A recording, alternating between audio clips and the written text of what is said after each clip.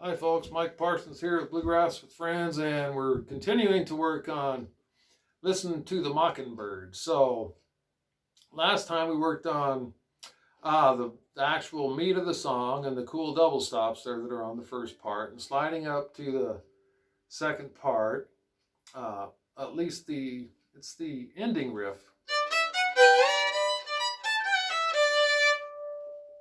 And then it goes up here. Anyhow, I'm going to play this for you and then explain a little bit more of the song. Here we go.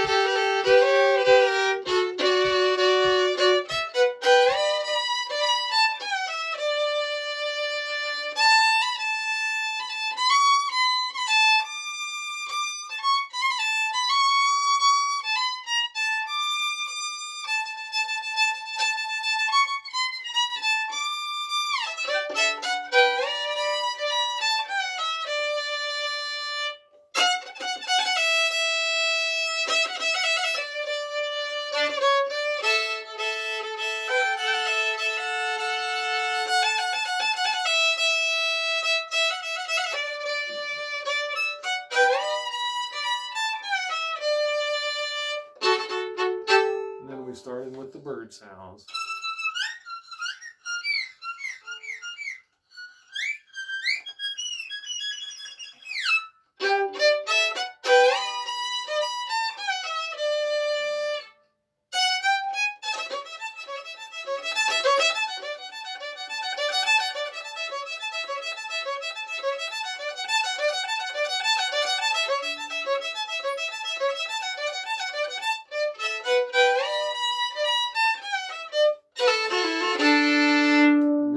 Into high gear now, and here it is.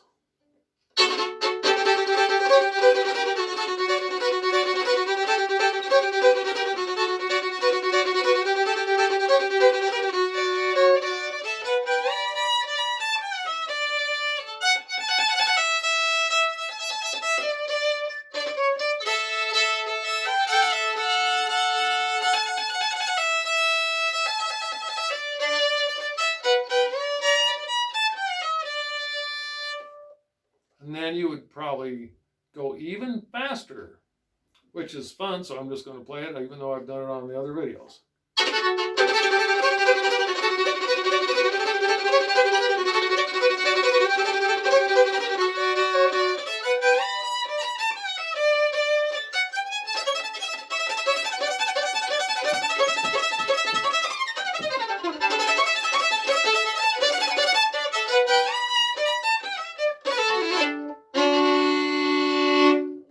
Sloppy, but good, clean fun. Okay, so you notice that I left one part out of that other video, but hey, I remembered it here on this one, and it's this one where you kind of get started doing the bird sounds.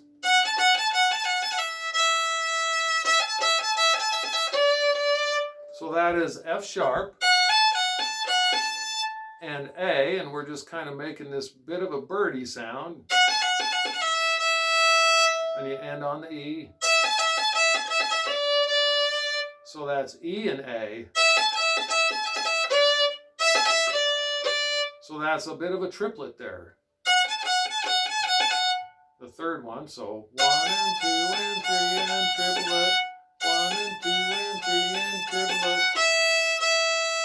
It's pretty tricky. 1 and 2 and 3 and...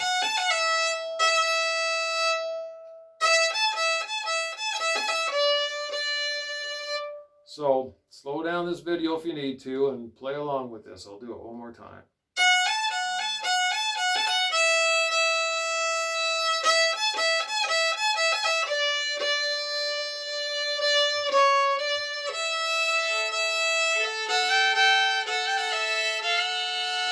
So that's a pretty cool part.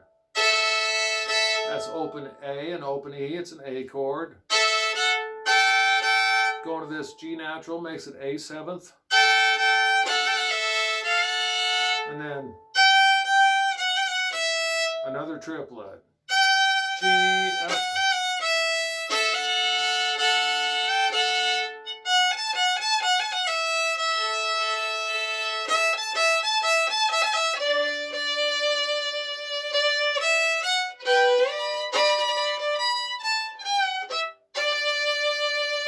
Okay, and now for the actual bird sounds.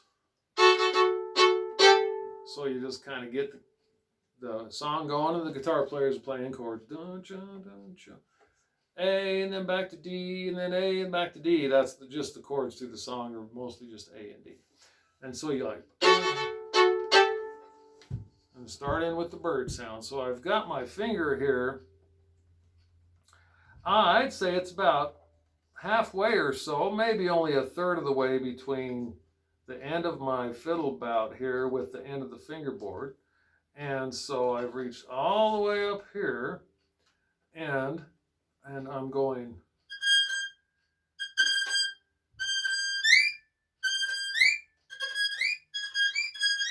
So that's starting on the first finger and then putting the third finger right above it.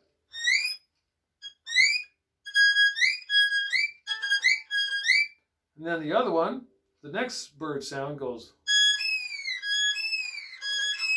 So it's an up bow on the first finger, and then a down bow, slowly sliding that down. And then you slide it down a little bit, and just kind of hammer that one on.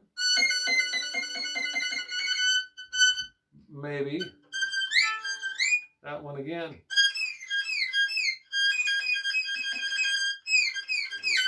And then just kind of make some bird sounds. Now I saw this guy up the Butte Folk Festival last year, and he was making those sounds by pushing on these strings back here behind his bridge. So instead of, he was doing some weird thing. I couldn't figure it out, man, but it was cool. So I'm just kind of faking it with how I learned how to do it. There's other ways of doing it.